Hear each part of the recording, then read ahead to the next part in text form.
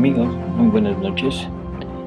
El día de hoy nos toca seguir con la lectura del libro 27 y vamos a ver 27.9 y 27.10.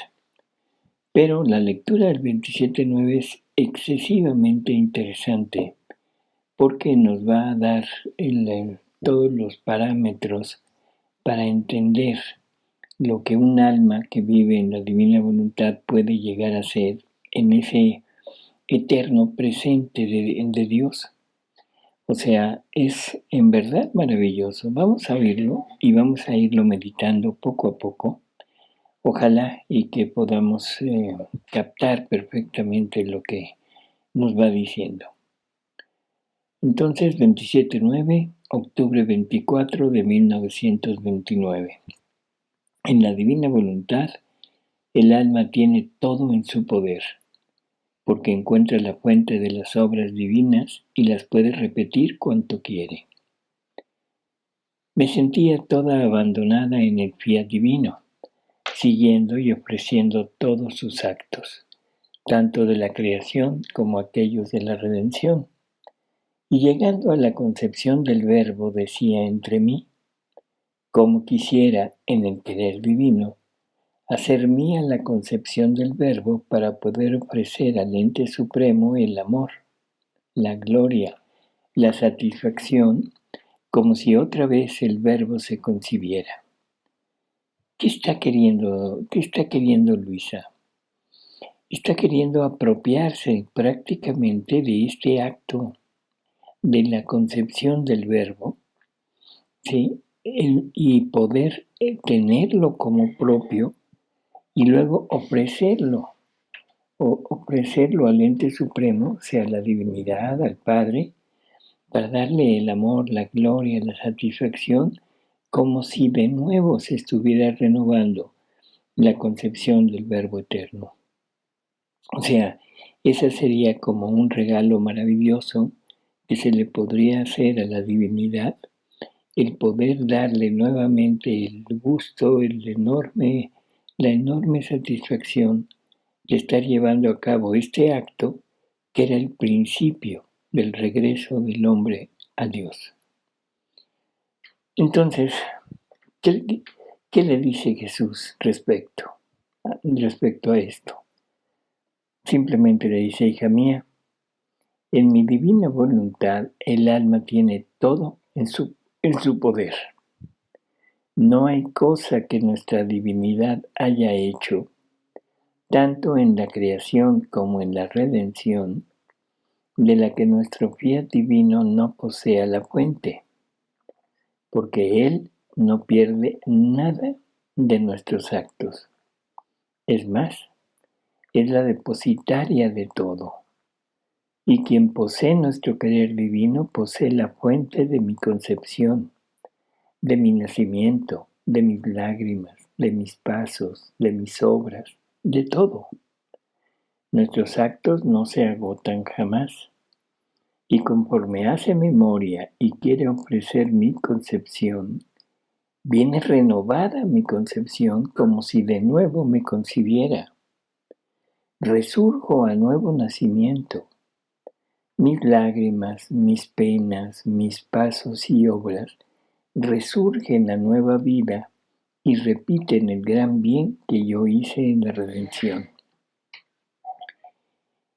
Es una verdad increíble. Sabemos que el acto único de Dios, o sea, ahí están todos los actos que Él ha realizado, están inmersos en ese acto único y que ese acto único no termina, sino que está siempre en acto de llevarse a cabo.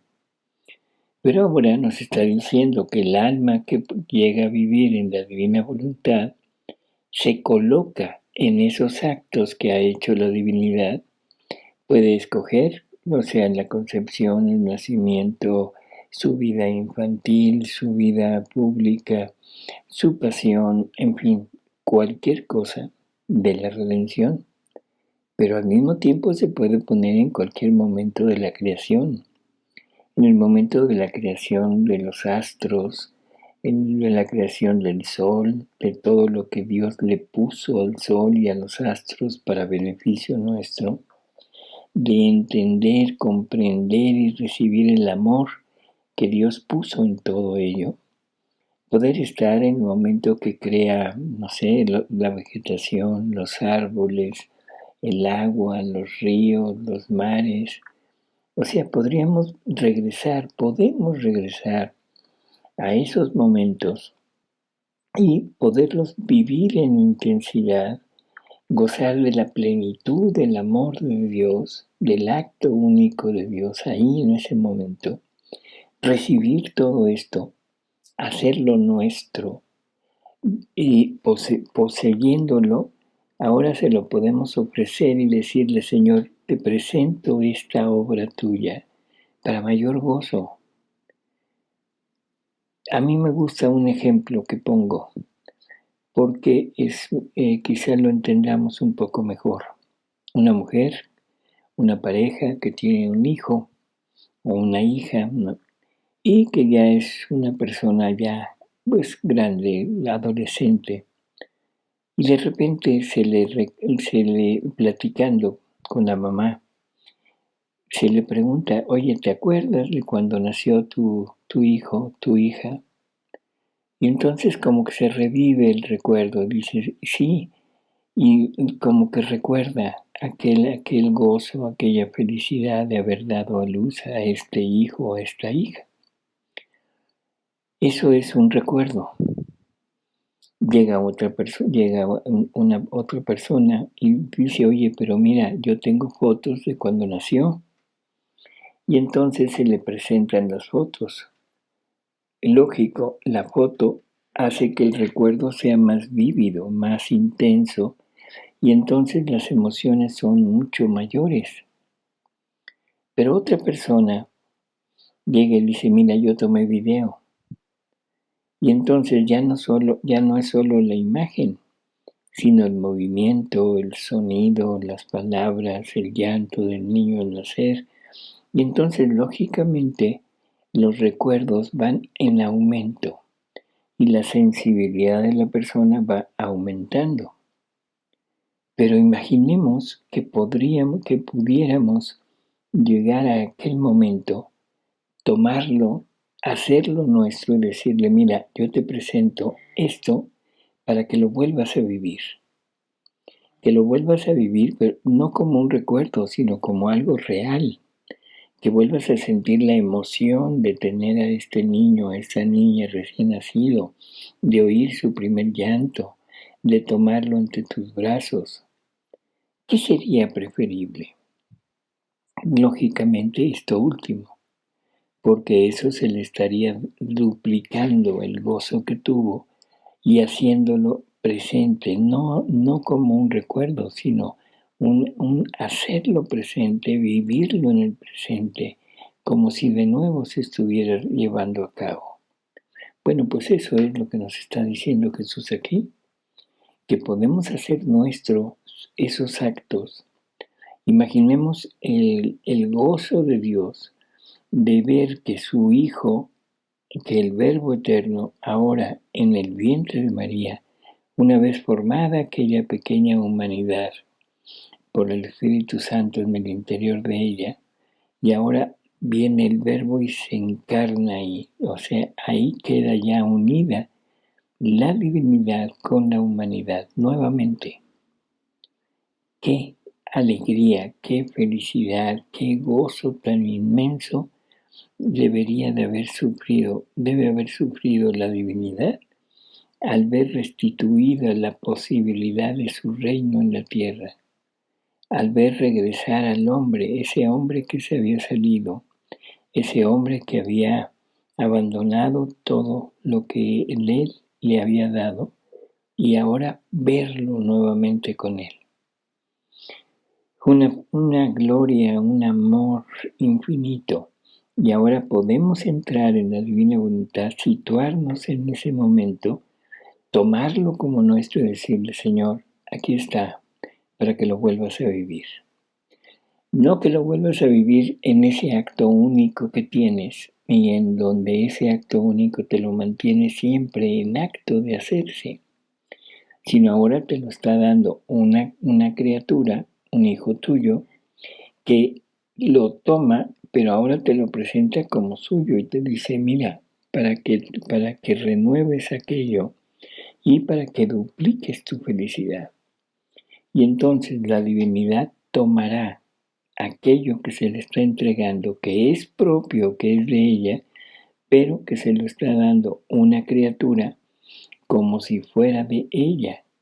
Y ahora el gozo y toda la felicidad es doble.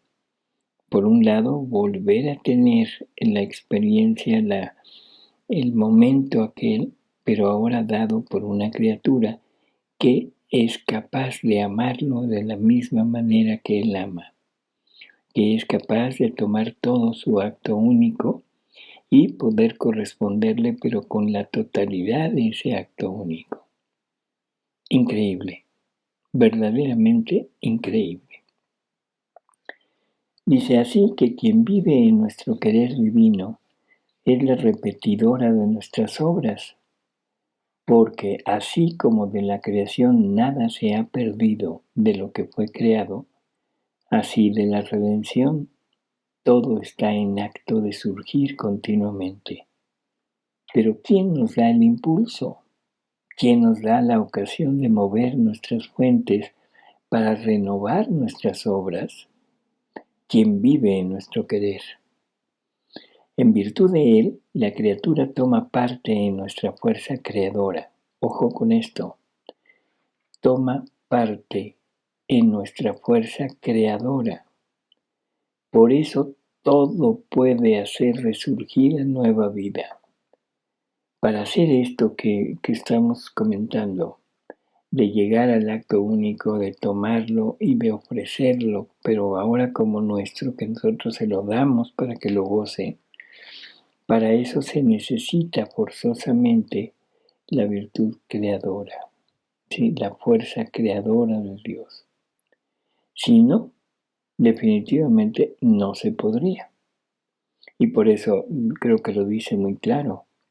Dice, en virtud de él, la criatura toma parte en nuestra fuerza creadora. Por eso todo puede hacer resurgir a nueva vida. Ella, con sus actos, con sus ofrecimientos, con sus súplicas, mueve continuamente nuestras fuentes, las cuales, movidas como por un agradable vientecillo, formando olas y desbordando fuera nuestros actos, se multiplican y crecen al infinito. Nuestras fuentes están simbolizadas por el mar. Si el viento no lo agita y no vienen formadas las olas, las aguas no desbordan fuera y las ciudades no quedan bañadas. Así nuestras fuentes de tantas obras nuestras, si nuestro fiel divino no las quiere mover, o quien vive en él no se da pensamiento de formar ningún vientecillo con sus actos, si bien están llenas hasta el borde esas fuentes de las que nos está hablando de sus obras, pero no desbordan fuera para multiplicar sus bienes en provecho de las criaturas.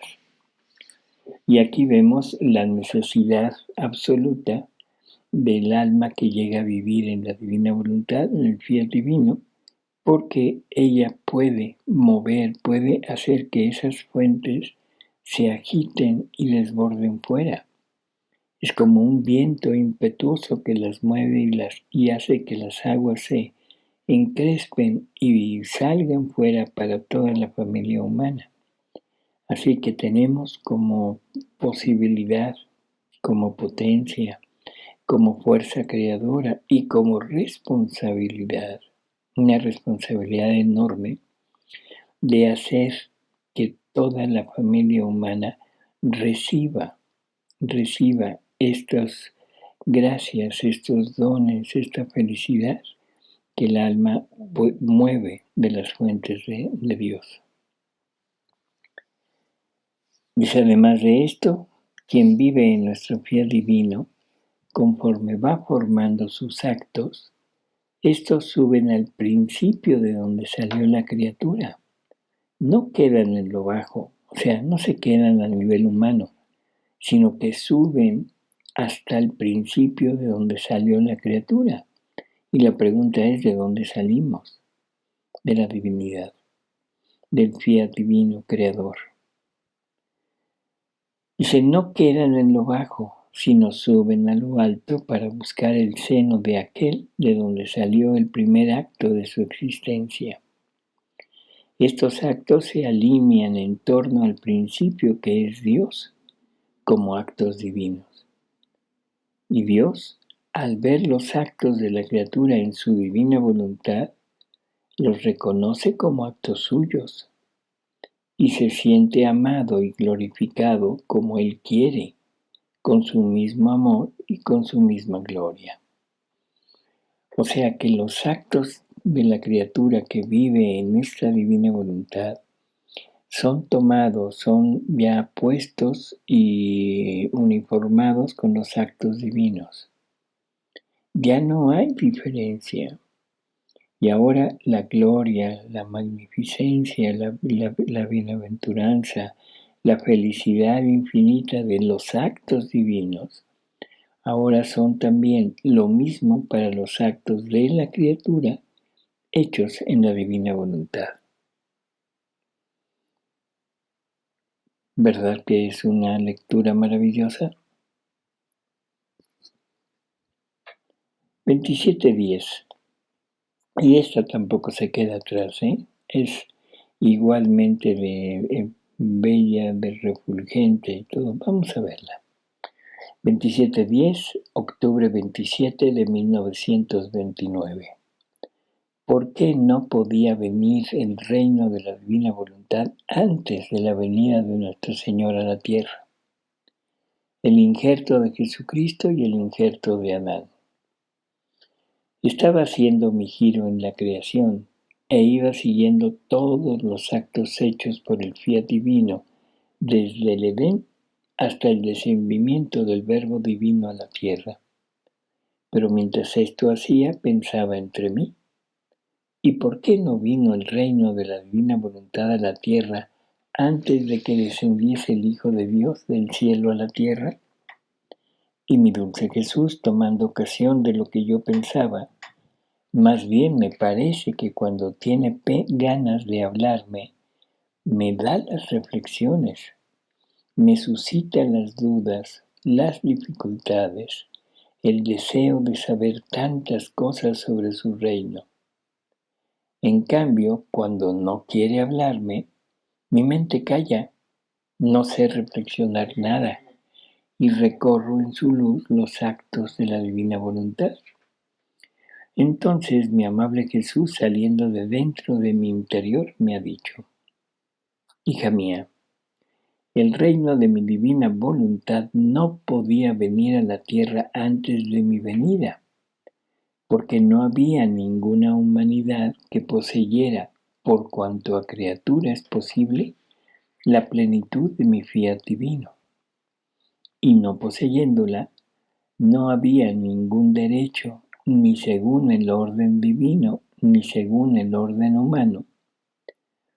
El cielo estaba cerrado, las dos voluntades humanas y divinas estaban como en hostilidad. El hombre se sentía imposibilitado para pedir un bien tan grande, tanto que ni siquiera lo pensaba. Y Dios, por derecho de justicia, estaba imposibilitado para darlo. Dios y la criatura se encontraban antes de mi venida a la tierra, como la tierra y el sol. La tierra no poseyendo la semilla, que rompiendo la forma el brote para poder formar la planta de aquella semilla, y el sol no encontrando el brote, no puede comunicar los efectos que posee para poder formar con su virtud vivificadora el desarrollo y la formación de aquella planta. Entonces, el cielo estaba cerrado, Las dos voluntades, humana y divina, estaban en hostilidad. El hombre estaba imposibilitado para pedir un bien tan grande. Ni siquiera lo pensaba. Esto es interesante, porque es exactamente lo mismo que está pasando ahora. Con toda la redención, ya no estamos hablando del Antiguo Testamento como aquí lo que está refiriendo Jesús, que en realidad el hombre antes de su venida a la tierra no pensaba en todo lo grande que podría haber sido la creación de Adán. Simplemente se mencionaba que el hombre había sido creado por Dios, que había pecado y se había salido. Pero yo creo que jamás hemos entendido que la verdadera santidad debe estar en Adán, en el primer hombre creado.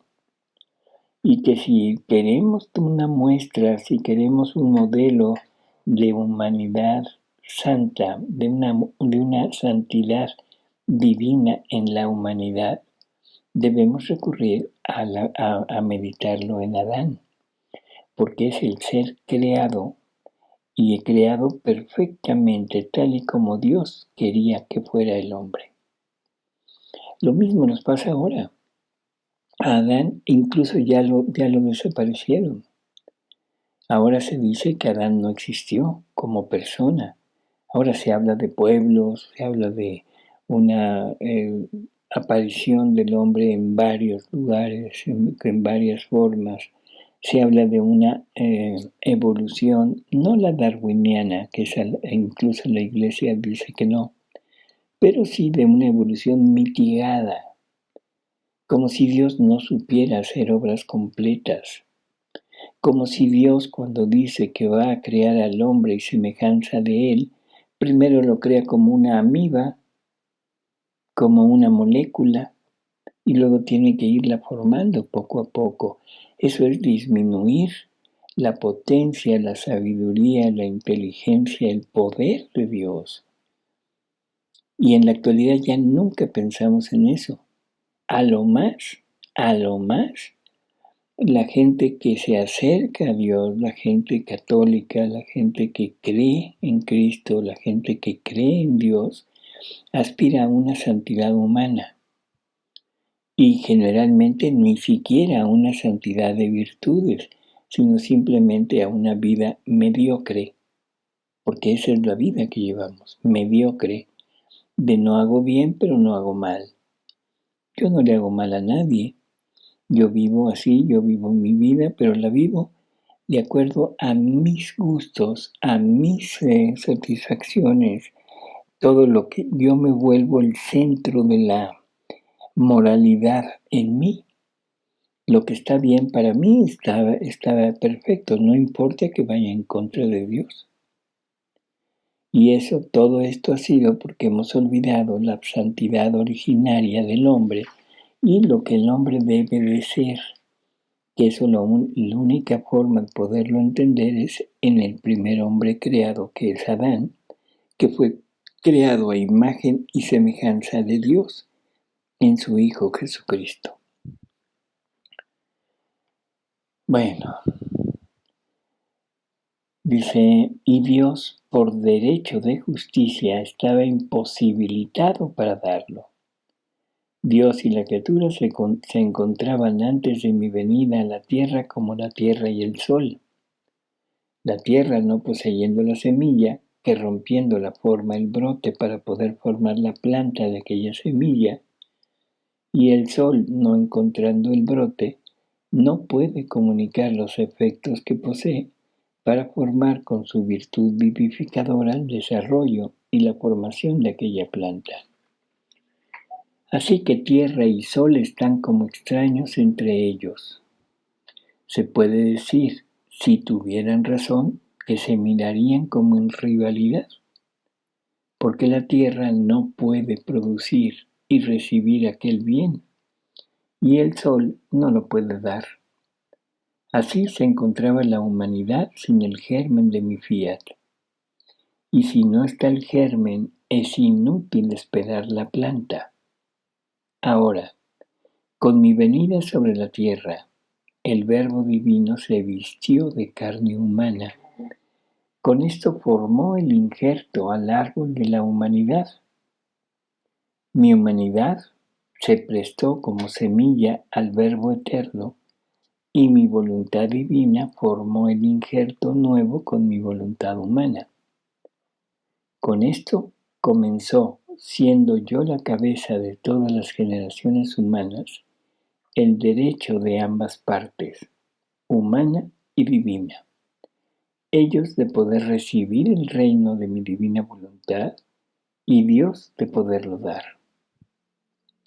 Ahora, así como cuando se hace un injerto, no de inmediato se asimila la fuerza de los nuevos humores, sino que va poco a poco asimilándolos. Por eso da pocos frutos al principio. Pero conforme se va formando, así los frutos crecen. Son más abundantes y sabrosos hasta que se forma el árbol entero cargado de ramas y de frutos.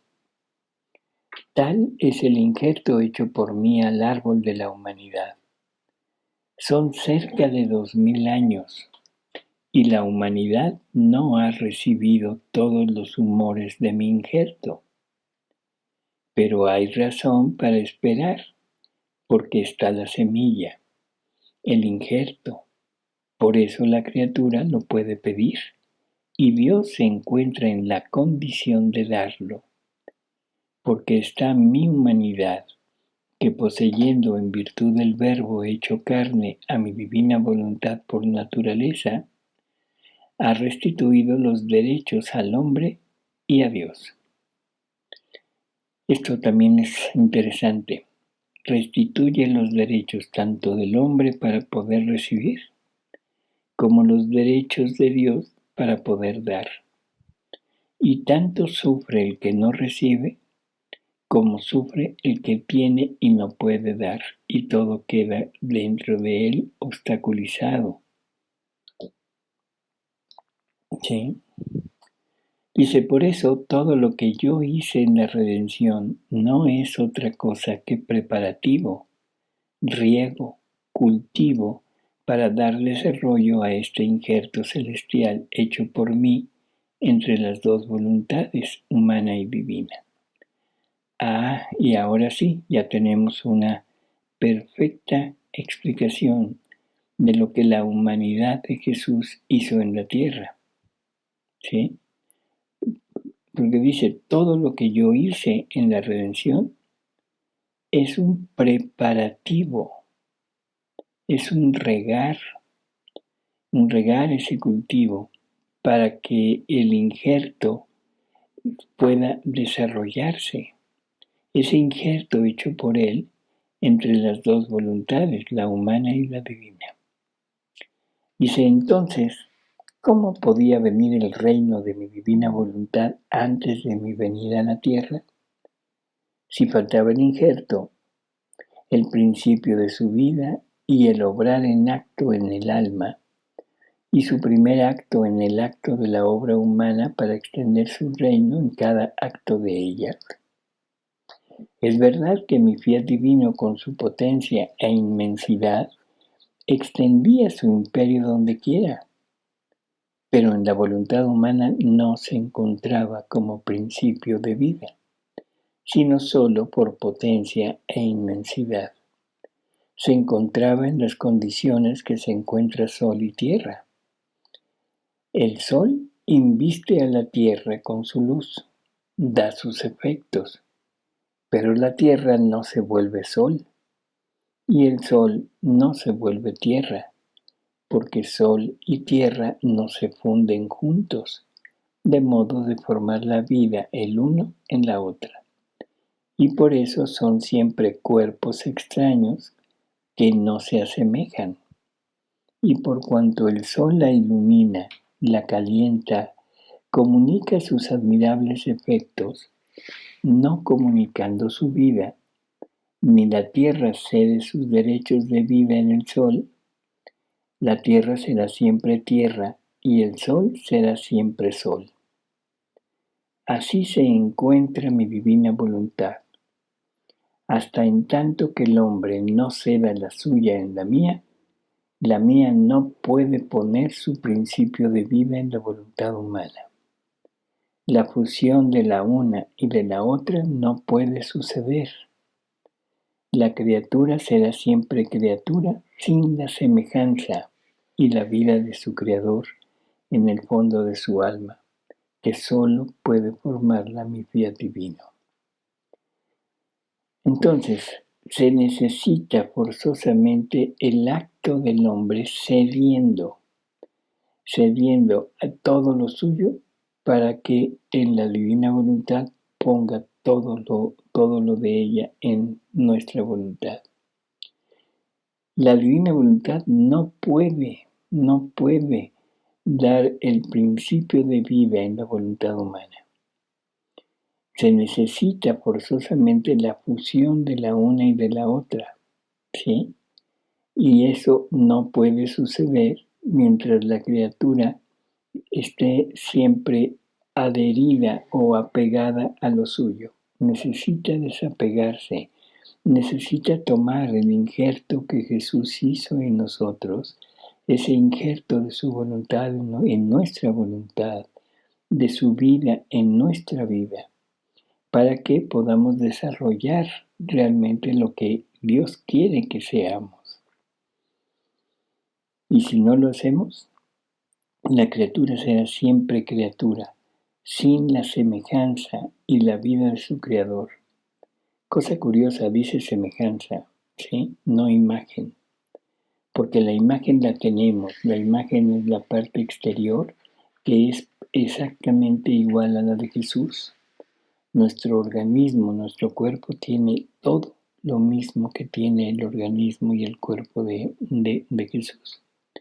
Pero lo que no tenemos es la semejanza, que es el actuar como Él, o sea, como Dios. ¿Sí? Dice así que siempre habrá de semejanza distancia, a pesar de que mi querer divino la ilumina y le comunica sus admirables efectos por su bondad y liberalidad, y por efecto de potencia y de inmensidad que por su naturaleza posee. Mucho más que Adán con pecar, con el hacer su voluntad humana, no solo formó la polilla, la raíz del árbol de la humanidad, sino que agregó el injerto humano, el injerto de él. Y este injerto comunicó todos los malos humores que en el curso de los siglos debía producir en el árbol de la humanidad el injerto de Adán. En un principio, un injerto no puede producir ni grandes bienes ni grandes males, sino solo el principio del mal o del bien.